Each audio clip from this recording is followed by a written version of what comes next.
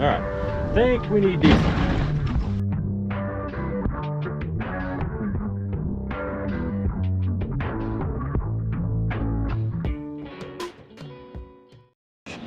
All right, so we finally got our starter back. Actually, we got it back a long time ago. They were very fast on fixing it. It was just me having to work for the last 2 weeks straight. So we're back at it. We have the starter. We're good to go there. And the first thing I want to do, though, is replace this fuel filter before we get it, or try to start it. You can see it right here. It has the water and fuel sensor and the fuel heater connection right here. So what we're going to want to do is take this plug off.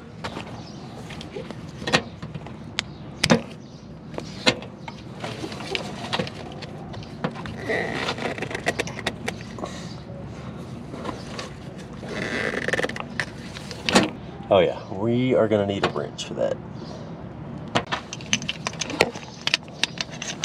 We have our oil filter wrench here. I'm hoping that it'll be the right size. We're about to find out.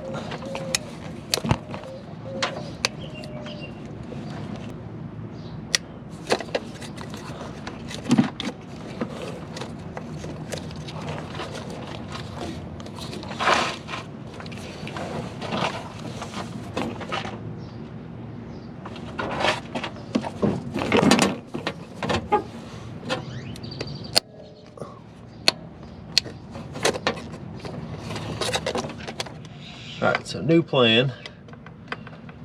We're gonna make it a little bit easier to get to that fuel filter.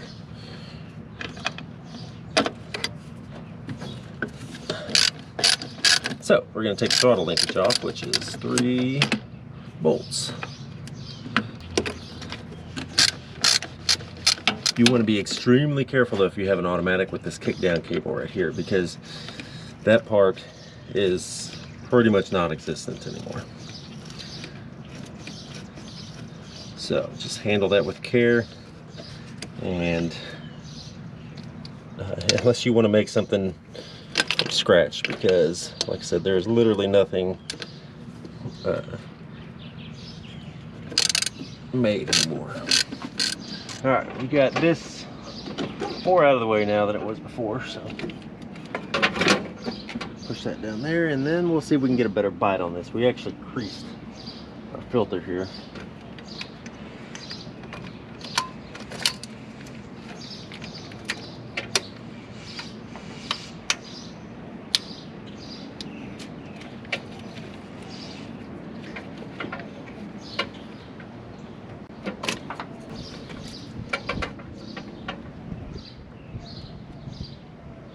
The problem may be too, this oil filter wrench is just a tad too big.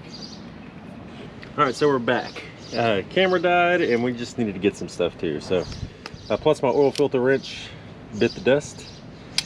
So we needed something else, because this thing is on there. I haven't seen, I don't know if you can see right here, but it's creased from us twisting on it. I haven't seen one that bad before.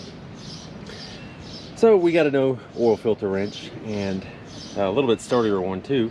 See if we can finish pulling this thing off with this.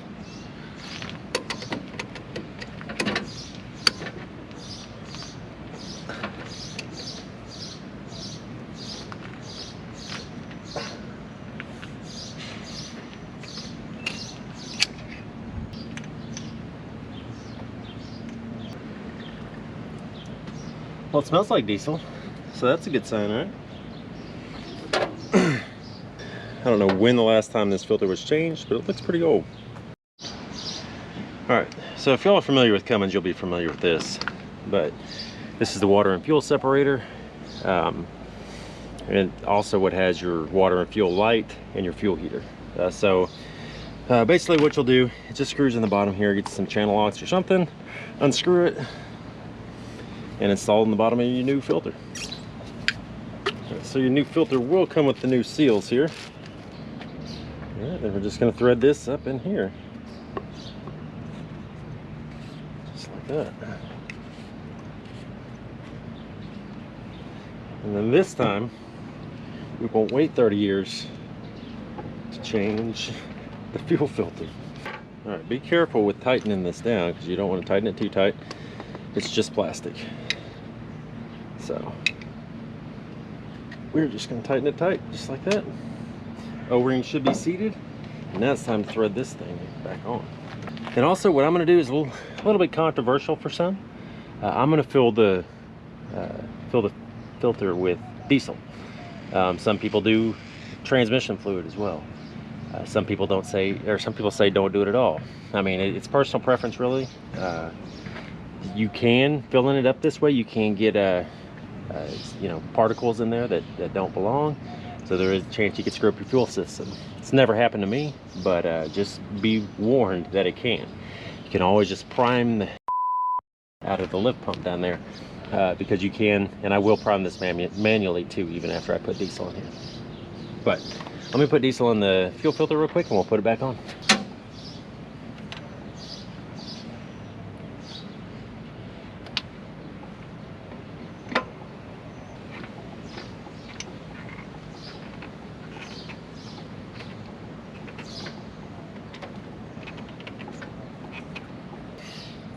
That is hand tight. Do not use a wrench on the fuel filter. All right, y'all, we're back here with the Hero session. The GoPro didn't charge right, and so it's giving me battery fits. But that's all right, because we got the trusty old Session 4 here. So now we're going to throw the starter back on, or at least try to. Remember, your starter bolts are 10-point sockets. It's a 10 millimeter. So if you put a 5-point socket that's a 10 millimeter on here and it doesn't work, you're going to be scrambling trying to figure out why, you know, why is a 10 too small but an 11 too big. That's because it's a 10-point socket. So that's very important.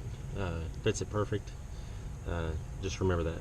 Also, getting down in here, for the one on the bottom left there, it's extremely hard to get started. It was hard to get out. So we're going to try to put something, paper may work best. I'm going to try this since it's here, just a little foil piece to try to hold this in there while we try to get it started. Actually, yeah, we're going to have to use paper. All right, so go ahead and rip a page out of your most favorite, or I guess in this case, least favorite Power Stroke manual. You won't need it anyway because it never runs right. And I'm just going to put it around our bolt like that. And shove it on in there. Now, that'll help hold it. We can tear this stuff away here. This is a little trick to help hold something in that you don't want falling out. So we're going to try it like that. Put it on our wobble. You will need that. And here's our nice new shiny starter.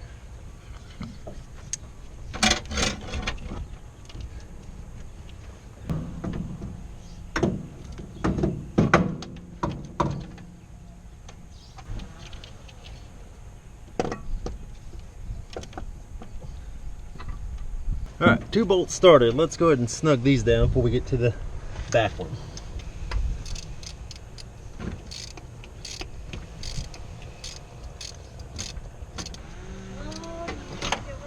Oh, what's that? I don't think you'll ever get it to work. Well, if we're being quite honest, that scared the crap out of us.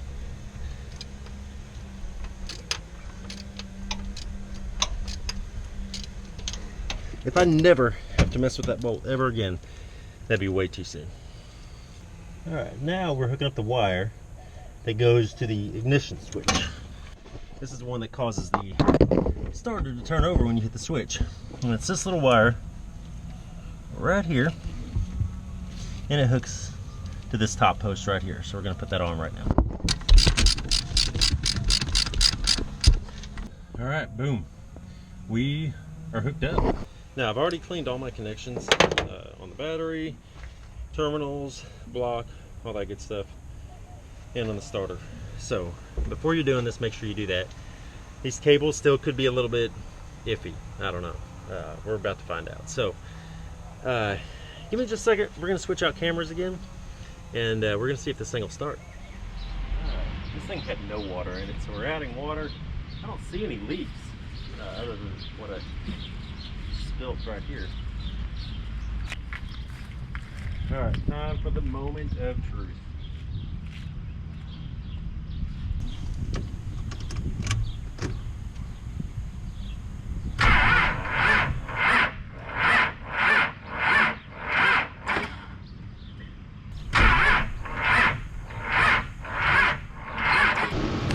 All right, so let me fill y'all in on what's going on.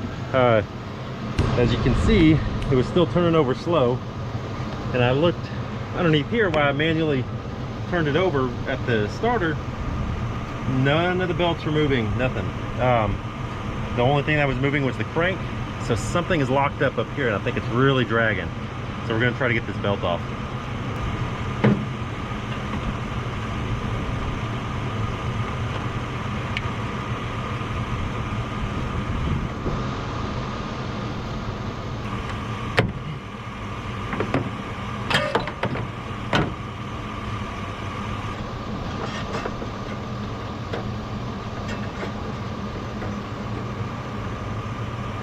Success.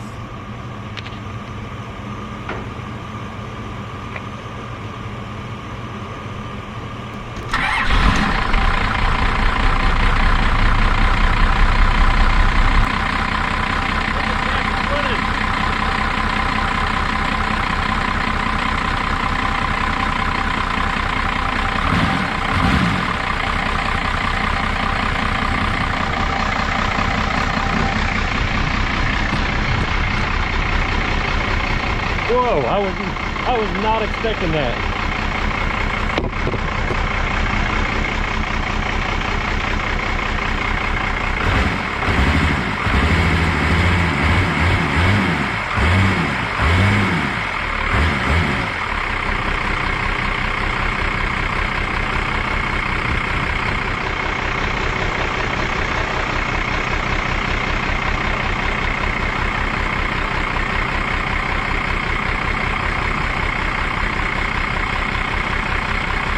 No blow-by.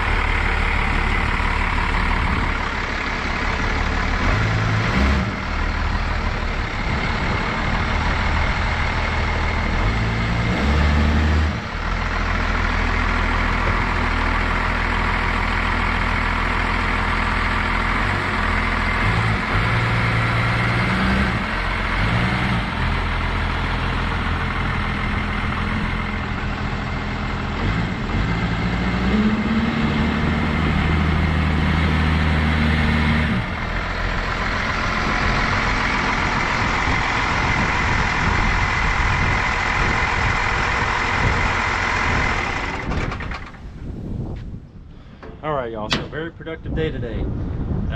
It runs.